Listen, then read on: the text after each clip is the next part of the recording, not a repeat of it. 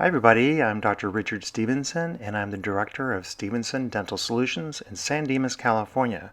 We're a teaching center that focuses on hands-on skills improvement and overall enhancement of your knowledge in general dentistry. Today we're going to tackle the fixed dental prosthesis from number 3 to number 5. And we're going to use the Acadental typodont today. And I like this because it's used for the WREB exam, the ADEX exam, and the CDCA exam. These are the Prosth removable modules, and this one has been inserted with the PEG. We're going to utilize a Burr Kit that is available from Stevenson Dental Solutions, and on the back row we have some excellent burrs for various different preparations, indirect preparations, and the front row is particularly for direct. The 𝐬𝐸-47KR-016 is a very versatile and useful burr, so is the 8847KR. And for axial walls, we like to use the 878K, followed by the 859-010 for interproximal clearance. And we've added these 856 burrs this year to the new version for various different preparations. Of course, we have the 877 and 8877 for chamfer enhancement, and then the 𝐥𝐤𝐤 and 0F for all ceramics.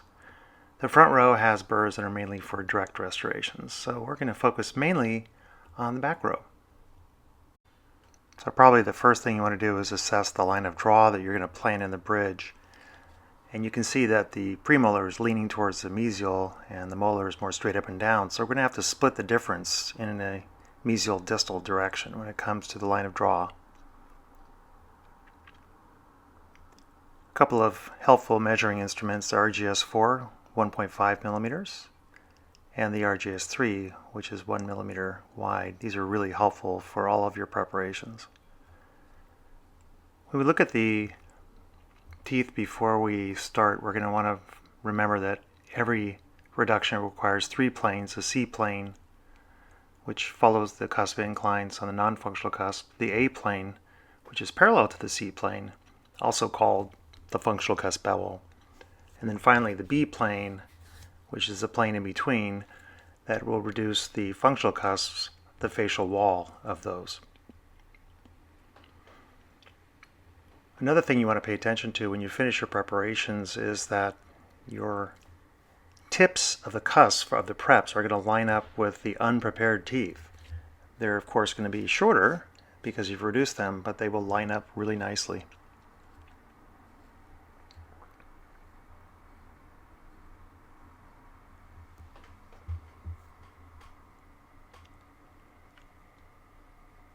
I like to take a look at the teeth from the side also and see that there's a slight facial line of draw due to the curve of Wilson.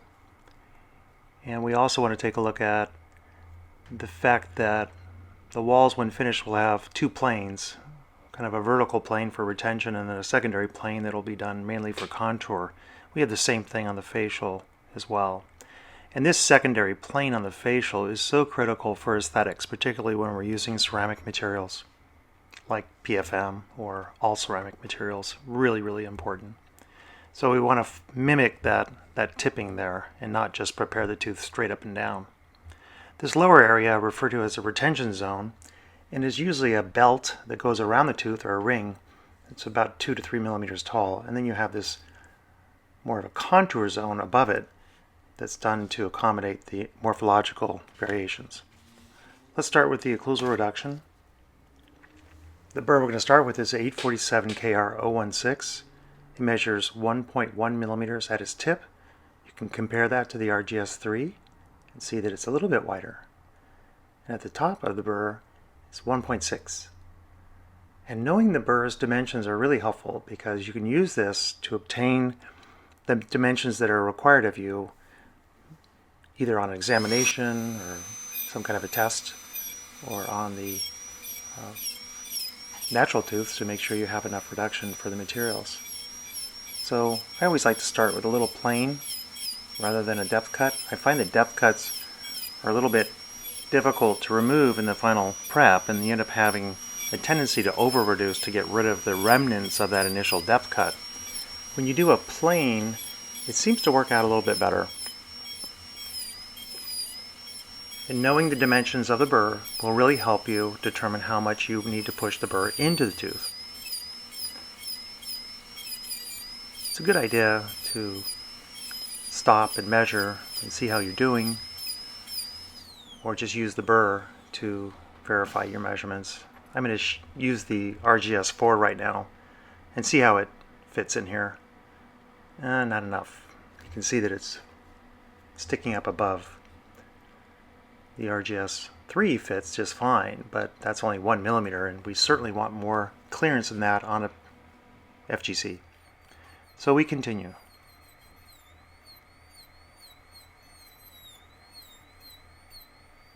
I always find it's really important to make this first plane very nice. Get the angles right, get the depth right. It sort of sets the tone for the entire preparation. And I probably spend the most amount of time on this plane than any other plane that we do. There we have it, 1.5. You can look at that way. It's pretty cool. Make sure you have 1.5 millimeters. Now you may need to smooth a little bit afterwards, but you're only going to remove probably 1/10 of a millimeter of tooth structure if you make the planes smooth from the beginning. If you have a tendency to leave your planes a little wiggly, and you know that you need to do a fair amount of refinement at the end with a slow speed or maybe a fine diamond, you could always prepare this a little bit less deep and provide you with a little bit more opportunity to smooth. But I found that if you really take your time and make these initial planes really smooth, you won't have to do very much smoothing at the end, and you won't reduce much more.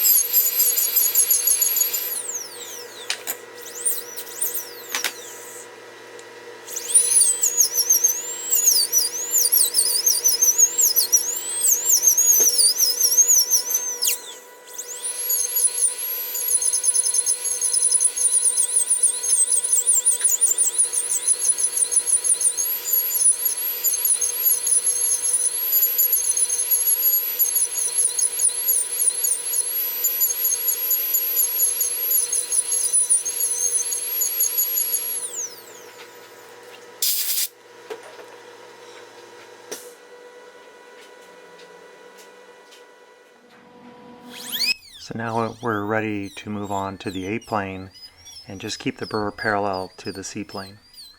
And on that first A plane that you do, make sure you get this nice and smooth, get the right depth. And we're looking for 2 millimeters of occlusal clearance on the premolar because it's going to be PFM. On the molar we're looking for 1.5. Make that first plane as smooth as you can get it, and remember, everything should follow from there. So we'll start this on the molar as well. This is only 1.5 required. So I make a little 1.5 millimeter kind of little initial cut and then follow the plane around. It's going to make a crescent shape that goes all the way from mesial to distal, and then it'll have this little branch which goes off into the distal lingual groove. Sometimes you need to do a little bit of cleanup between the planes. Now we're ready for the B plane.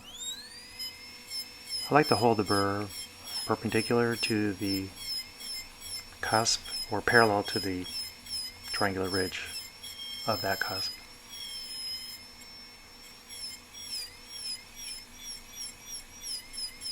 I've been using this diamond for a lot of preps and it's finally given out on me, so I'll be needing to replace this pretty soon.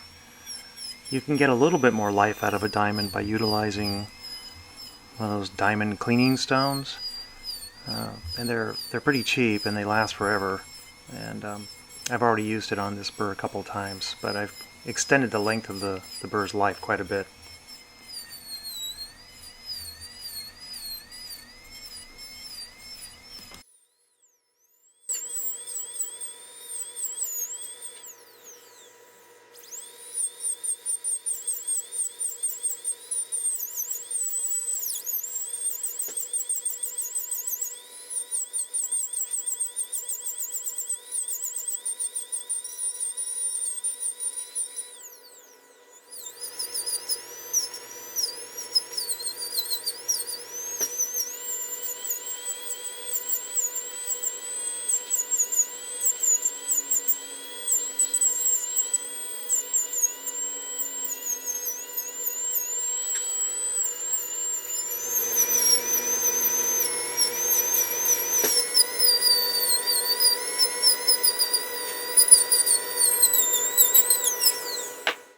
So at this point, I think it's a good idea to verify that you have adequate clearance and hold the typodont together and measure with an RGS-4. Should fit tightly on the FGC and should be loose on the PFM, but notice there on the mesial, it's a little tight. It's probably closer to about 1.3, 1.4 millimeters, where the molar looks pretty good. So the PFM is still under-reduced, which means we're going to want to go back and reduce more. And that's the kind of reduction we need to have on the PFM. Essentially, when you have established the right reduction, the RGS-4 will wiggle easily, yet it will be quite tight on the FGC. This is 1 millimeter. You can see that it fits very easily on the FGC. Looking from the side, you can see that the reductions have put the cusp in the right place. I think this is a pretty good start to the bridge.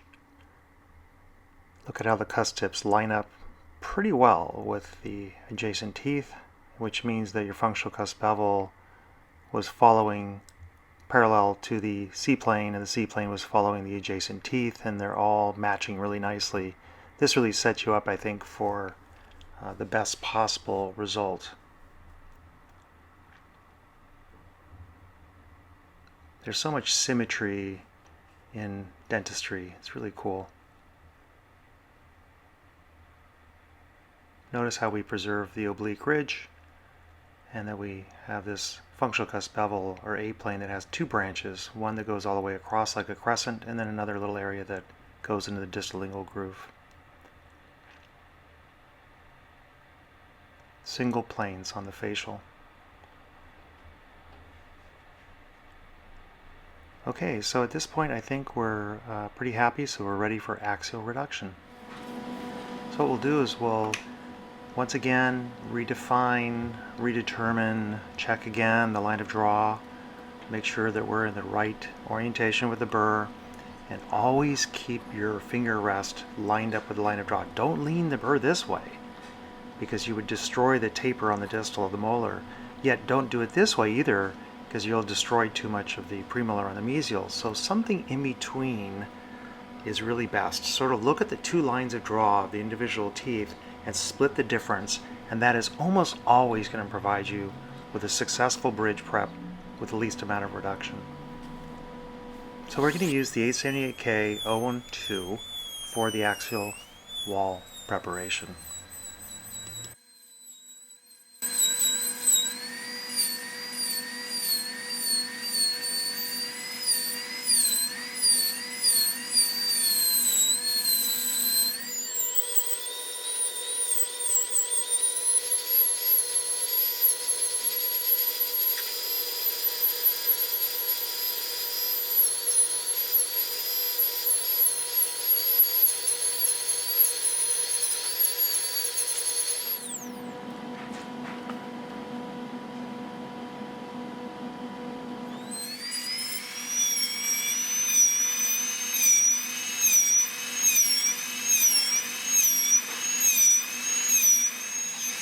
Remember to use your finger rest at all times. That is the best way to turn your wrist, your fingers, your arm, your shoulder, your body, and the handpiece into a milling machine. Keep your elbows tucked in tight. Have a good finger rest and focus all of your attention to what the burr is doing, because the burr, you know, is in the right orientation because you've taken the time to set it up properly.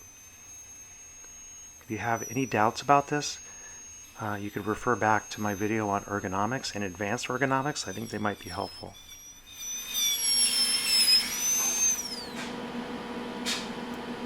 So just looking at it in progress.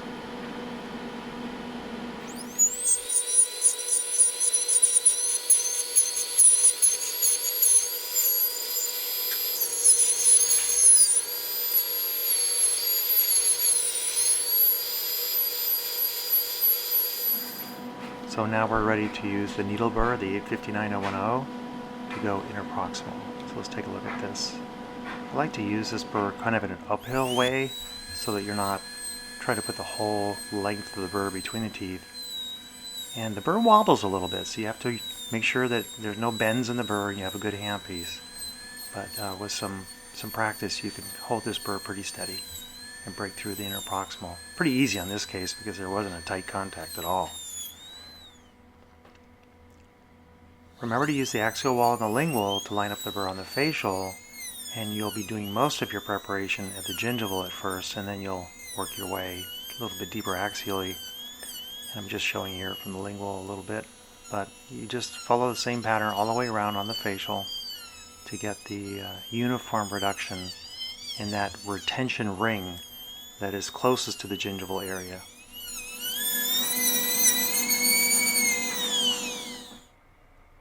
And even though you've really tried to make this have ideal draw, there may be some areas that are just a little bit tight because we're not perfect.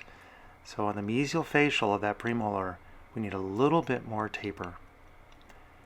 You also are going to be placing the secondary plane, and that can actually help your draw. So these preps are good, but they don't have that secondary plane that we talked about.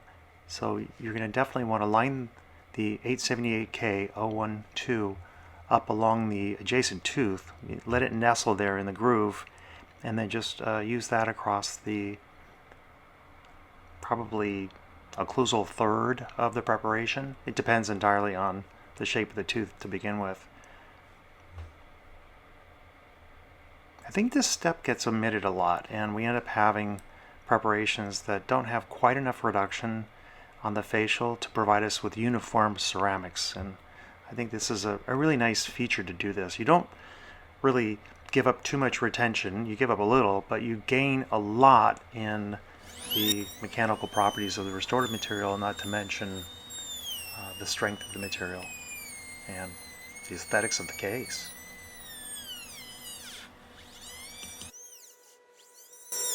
And the same thing here. It's probably the same with here. It's subtle, but you're going to make a little secondary plane right across this. After you've So when we have the draw pretty close to ideal, we want to take a look at any areas where we may want to get a little deeper axially or maybe a little bit more taper. You still can see a few areas that need a little touch up, and that's typical. I also want to point out the area where you want to put the shoulder.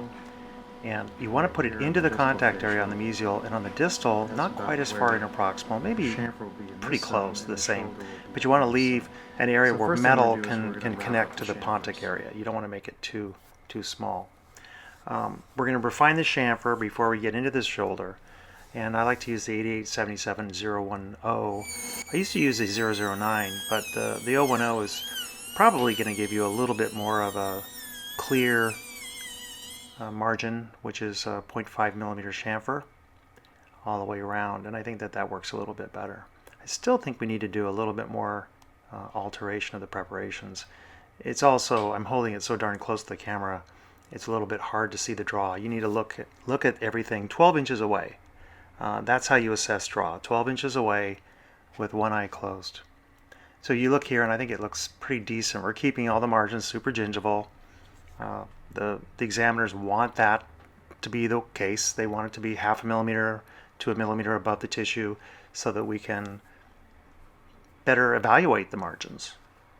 At this point, we have an entirely gold bridge, an FGC to an FGC, and we're going to want to convert the mesial abutment into a PFM. So we're going to use this 8847 KR016 and cut back on the facial to the locations that we discussed. And most examiners are looking for somewhere between 1 and 1.5. I think you're probably more ideal at about 1.1 to 1.2. And once the prep is done, you'll have these little wings, and I think that that's probably the easiest way to do it. Sometimes the wings will create some draw issues and some challenges there, but with a little practice, I think you can make this preparation work pretty well with the wings. So now we're ready to finish, and really this is pretty simple. We just use a 7404 and we put the finishing bevels on the sharp edges. So maybe a little 1/2 millimeter bevel right here, separating the occlusal from the facial. I like to use slow speed. I think it works a little bit better for my control.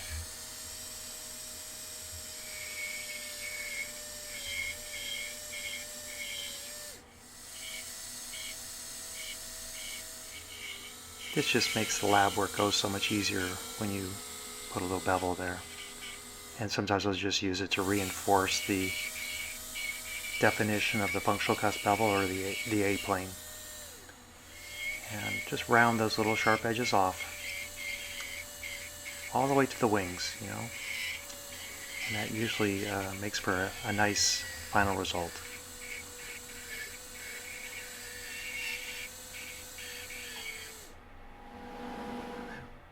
So I think that the bridge would meet the requirements of most exam boards. You perhaps could create a little bit more taper on the mesial abutment right here, but at this point I think we've done a pretty good job, and it should be meeting the criteria for the exams. The students that I mentor that do this technique usually get a perfect score on the Prosth section. And I'm very encouraged by that, because the examiners are probably seeing the same thing that I'm seeing. I'm seeing good, clean preps that meet all the standards that we're looking for in fixed prosthodontics. So if you're taking one of the exams, fear not. I think if you follow this technique and you check your work, use the tools to measure, and that's the cool thing, that these boards always let you bring tools with you, whether it's the WREB or the ADEX or the CDCA, they're all happy to allow you to bring your own tools. You can see the final bridge with its clearance and its draw. I think that would work really well for a PFM on one abutment and the other being an FGC, with most likely a PFM as the ponic.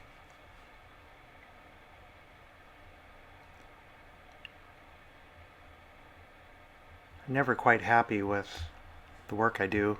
I always see things when I'm looking at the video and doing this little voiceover, like, oh gosh, there are probably 20 things I'd like to correct on this, but I hope that my approach has helped you a little bit, and you see some things that can help you, and I wish you the very best in your challenges that lie ahead. Take care.